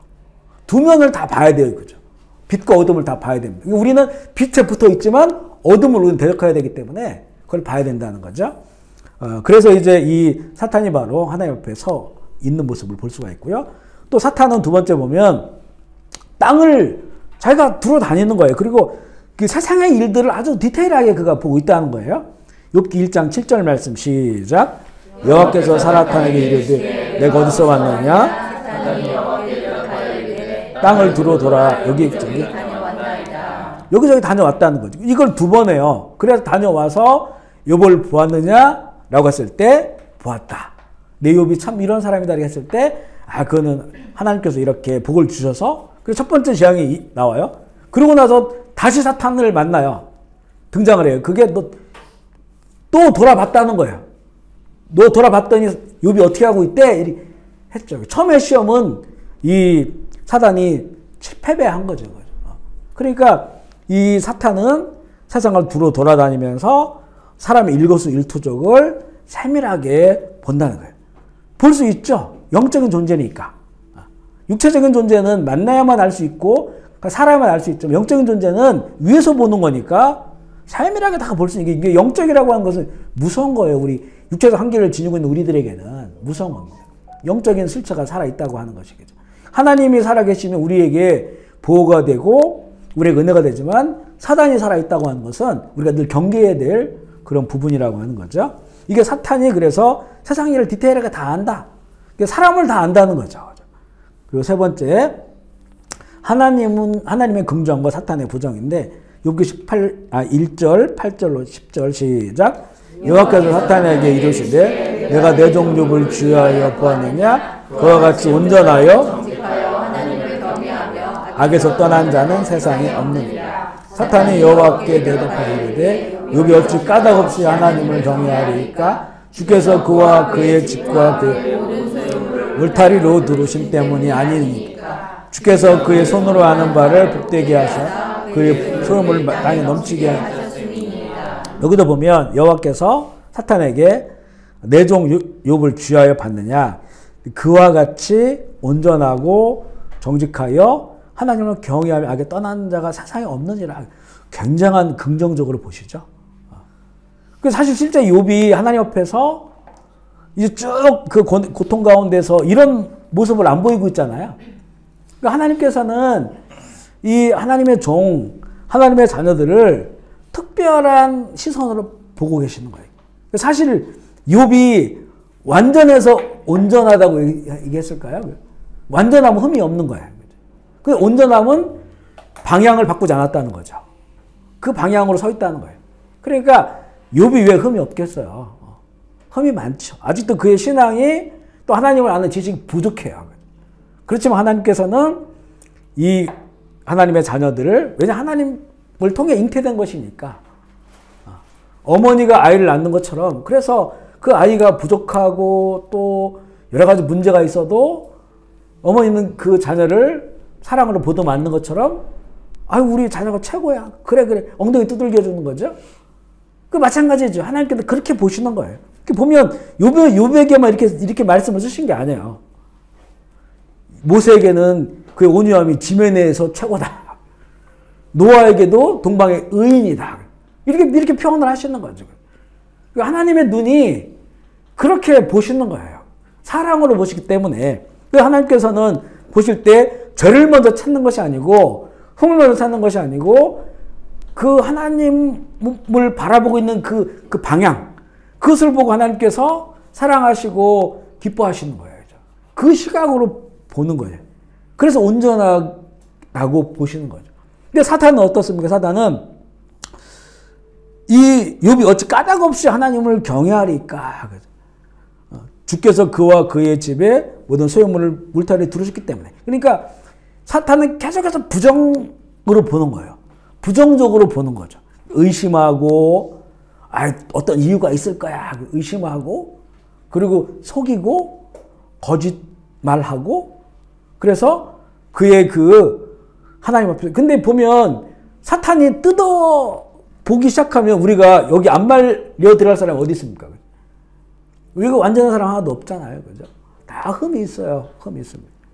그걸 그 사람을 세밀하게 파서 우리나라 청문회 하면 다 나오잖아요. 청문회 하면. 멀쩡하다고 그래서 이제는 장관 안 하려고 하잖아요. 청문회를 거쳐야 돼서 임명되는 사람이면 안 하려고 해요. 그래서 사람 못 찾는다는 거잖아요. 왜냐하면 청문회 시작하면 모든 것들을 다 학교 다닐 때부터 해가지고 누굴 때렸다는 얘부터 해가지고 그게 되기 시작해서 교회에서 간증한 그 얘기 때문에 그 한마디 때문에 낙마하고 이게 이제 보면 사회가 사단적이에요. 그 흠집 내고 그것을 까발리고 자기 편이면 다 덮어주고 자기 편이 아니면 다 흠집 내서 까발리고 또 사람들은 그걸 더 좋아하고 또 그 시각으로 그 사람을 보게 되니까 청문회도 낙마했지. 거기다가 또 그 후폭풍이 엄청나죠. 가족들에게 끼칠 영향을 보십시오. 엄청난 거예요. 그죠? 우리 사회가 지금은 정말 가면 갈수록 이런 사단적으로 가고 있어요. 마귀의 세상처럼. 그 모든 걸 다 의심하는 거예요. 그죠? 의심하는 거예요. 그러니까 이런 하나님의 무한한 긍정과 사탄의 무한한 부정. 이런 부분들 우리가 볼 수가 있어요. 그러니까 우리가 사고를 좀 가능하면 좀 긍정적인 사고를 갖는 게 좋아요. 어떤 상황을 보는 것도 그렇고 또 어떤 사람을 보는 시각도 마찬가지고요. 물론 여기서는 지혜가 필요해요. 지혜가. 그러니까 분별. 그러니까 긍정 속에서 분별할 수 있어야 돼요. 분별. 그게 정말 성경에서 말하는 그런 지혜입니다. 사실 이렇게 성경이 비판하지 말라고 하잖아요. 마태복음 7장에 보면 너도 비판 받는다. 이 비판은 어떤 비난에 가까운 거고 우리 단어로 써 있지만 그러니까 건강한 비판? 근데 건강한 비판을 하려면 우리가 성숙해야 됩니다. 다치지 않게 할 수 있어야 돼요. 건강한 비판. 이건 우리가 필요해요. 건강한 비판은. 근데 우리가 그렇게 건강한 비판을 할 만한 그런 어떤 언어라든가 마음의 그런 인격적인 성숙이 우리가 좀 부족해요. 그래서 난 건강한 비판을 한다고 하는데 자 거기서 문제가 발생하는 경우가 많습니다. 그래서 그런 부분들에 대해서 우리 기도가 좀 필요하고요. 사탄이 바로 이런 역할을 한다는 거고 또 네 번째는 믿는 자를 무너뜨려. 이거는 사탄이 정말 주님 오시는 그날까지 끊임없이 하고 있는 것이 바로 이 믿는 자를 무너뜨리려고 하는 건데 욥기 1장 11절 시작. 이제 주의 손을 펴서 그의 모든 소유를 욕하지 않으면. 그러니까 믿는 자들을 온전한 자들을 무너뜨리려고 하는 그런 마음들을 가지고 있는데 근데 여기에 보면 열심히 해요. 사탄이. 열심히. 그러니까 영적인 존재는 잠을 안 자요. 밤낮으로 울부짖는 사자처럼 그렇게 한다는 거예요. 이게 이제 무서운 거죠. 계속해서 어떤 방법을 써서라도 교회를 무너뜨리고 또 믿는 자를 무너뜨리고 공동체를 무너뜨리려고 하는 그런 계략을 가지고 있는데 중요한 건 뭐냐면 우리가 지금 읽은 그 내용인데요. 누구한테 지금 이것을 허락을 맡을까요? 하나님에게 허락을 맡으려고 하잖아요. 이제 주의 손을 펴서 그의 소유물을 치셔도 근데 주님이 치는 겁니까? 사단이 칩니까? 결국에는 이건 하나님께서 허락해 주셔야만이 사단이 할 수 있다는 거예요. 그러니까 사단이 믿는 자를 무너뜨리고 대적하고 그 충만한 악으로 이 무너뜨리려고 하지만 결국은 그게 하나님께서 허용하시 아니면 안 된다는 거예요. 허용하시면. 그래서 우리가 주기도문 할 때 시험에 들지 않게 악에서 우리를 보호해달라고 하는 것이 허용하지 않으면 건들 수 없다는 거예요. 하나님께서. 그런데 이 욥에 대해서 하나님 허락을 해주시죠. 다섯 번째죠. 하나님의 허락이 없이는 일할 수 없다. 하나님의 뜻에 따라서 이 제한을 받아요. 제한을 받는다. 그 속에서만 사단은 일할 수가 있다는 거죠. 1장 12절 시작. 여호와께서 사단에게 이르시되 내가 그의 소유물을 다 내 손에 맡기노라. 다만 그의 몸에는 내 손을 대지 말지니라. 사탄이 곧 여호와 앞에 물러가니라. 그러니까 제한을 시켜줬어요. 몸에 생명에 손대지 말고, 첫 번째 이게 재앙이죠. 재물만 손대라. 왜냐하면 사탄이 말하기를 재물 때문에 복을 주셨으니까 욥이 그렇게 하나님을 잘 믿는 거 아니겠느냐. 그렇게 했기 때문에 그 재물에 손을 대고 몸엔 손대지 마라. 그런데 보면 사탄이 곧 여호와 앞에서 물러갔다는 거예요.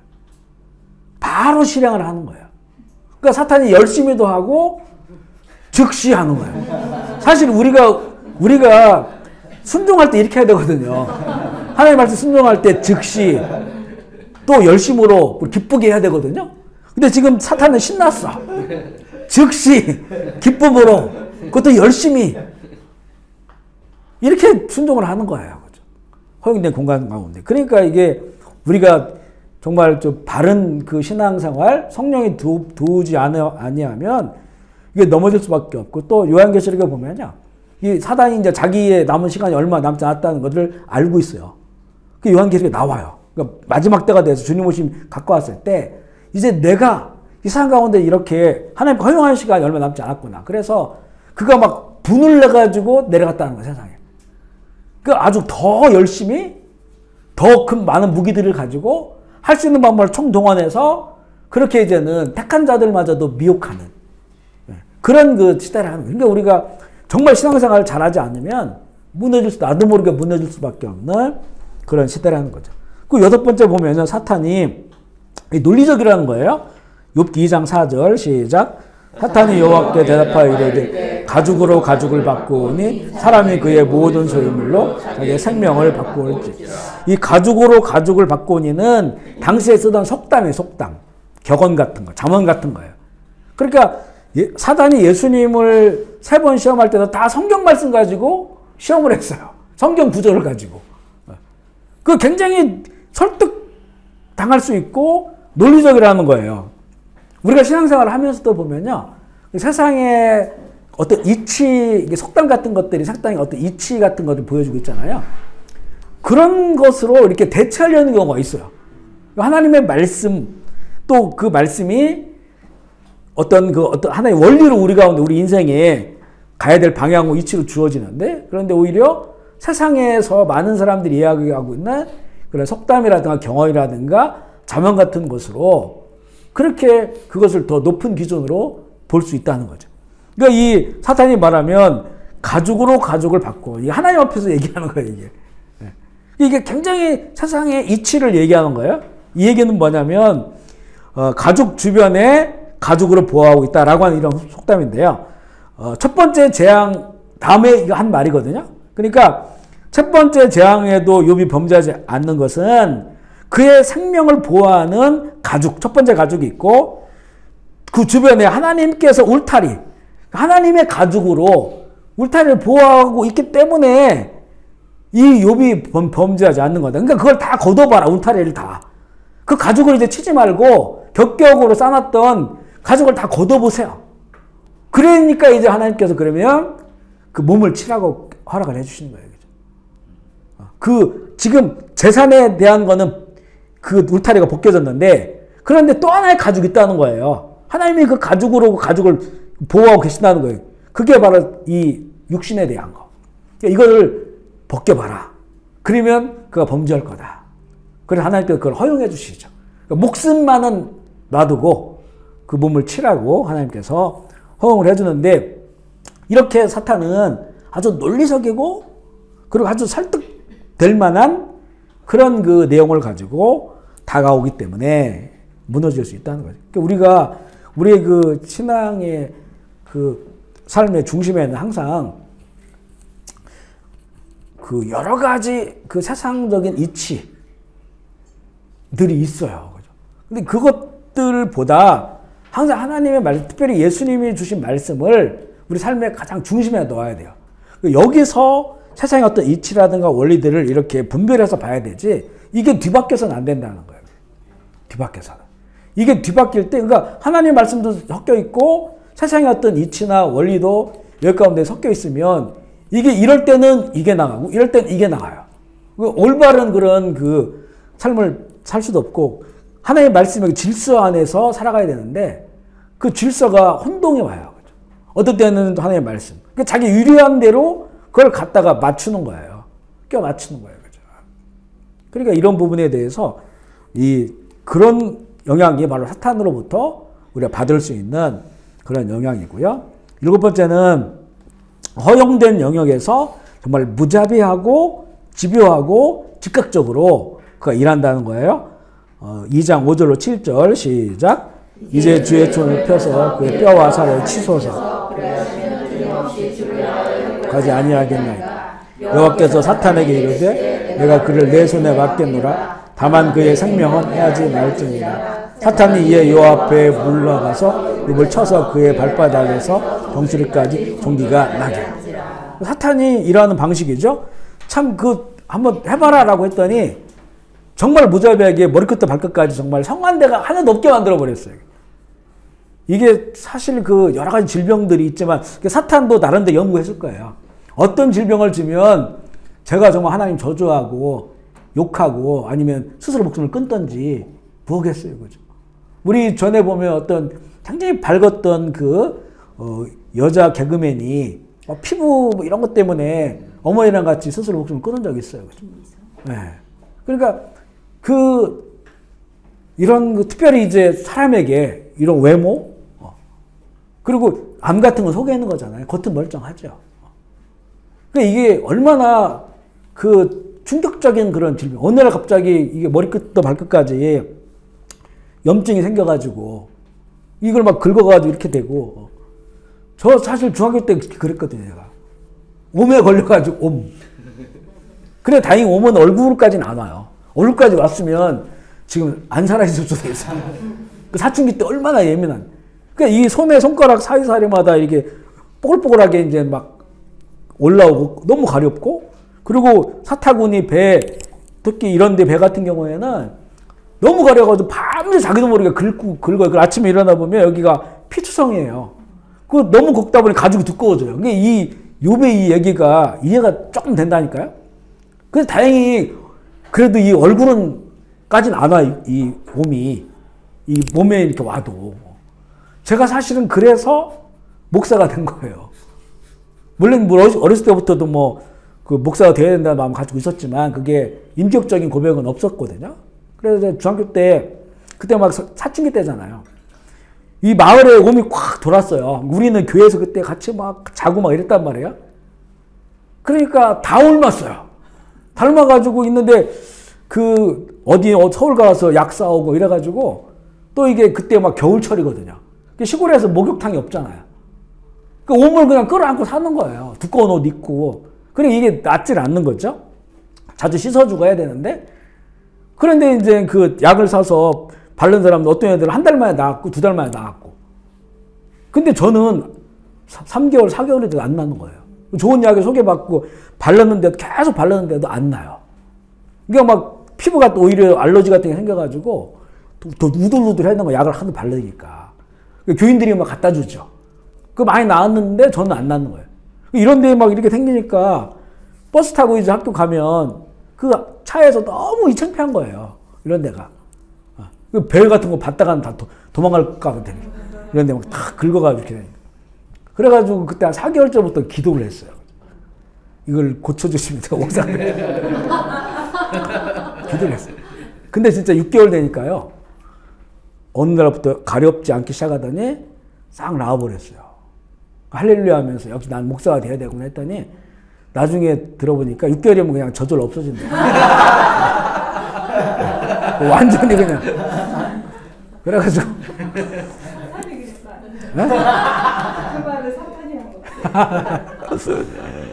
그래서 이거를 조금 이해가 되는데 근데 우리는 그래도 이제 감춰준 데가 많잖아요. 근데 이거는 머리부터 발끝까지니까 정말 살고 싶지 않겠다. 정말 존경받았던 이 사람이 몸마저 이렇게 망가져 버렸으니 그리고 나중에 보면요 뼈가 후끈후끈하고 못 먹어서 살은 잇몸만 남았다고, 잇몸만. 그러니 얼마나 고통스럽겠어요. 그죠? 그렇게 사탄은 정말 생명만 깔딱깔딱 남겨놓은 거예요. 그리고 무자비하게, 그것도 즉시, 그것도 아주 열심히, 또 잠도 안 자니까 밤낮으로 그렇게 이제는 이것을 실행했다는, 악을 실행했다는 거죠. 바로 이게 사탄이라는 거죠. 우리가 그래서 주님께서 깨어있으라고 하죠. 깨어있으라. 왜냐하면 얘는 밤낮 없이 이렇게 일하는 거. 근데 우리 하나님께서도 깨어있는 분이죠. 주무시지 않는 분이시죠. 그래서 주님을 바라보면서 우리가 이 마지막 시대에 이 사탄의 이런 엄청난 이런 공격들을 우리가 오히려 막아내고 오히려 더 하나님 나라를 세우는 일에 우리가 쓰임을 받아야 합니다. 우리 결론적으로 보면요. 사탄은 하나님에 의하여 제한되고 하나님의 섭리 안에서 허용된 일만 할 수 있어요. 이걸 우리가 믿으셔야 됩니다. 아멘이시죠?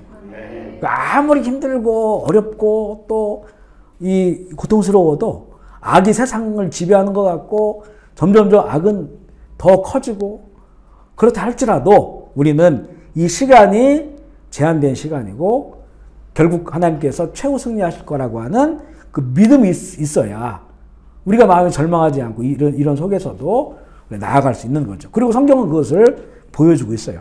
사탄은 악한 일을 하지만 하나님은 그것 또한 선함으로 바꾸셔서 알곡 천국 시민을 만들어 가시는 겁니다. 아멘이십니까? 우리 지난주에 사탄은 얼마든지 우리를 고통스럽게 할 수 있어요. 고난과 고통을 줄 수 있어요. 그리고 사실 그 마지막 때에 죄악이 점점 더 심해진다고 하는 거는 뭐냐면 그거는 사람이 더 고통받는다는 거예요. 그러니까 죄가 결국에는 심해지면 그건 다 고통으로 열매가 나타나요.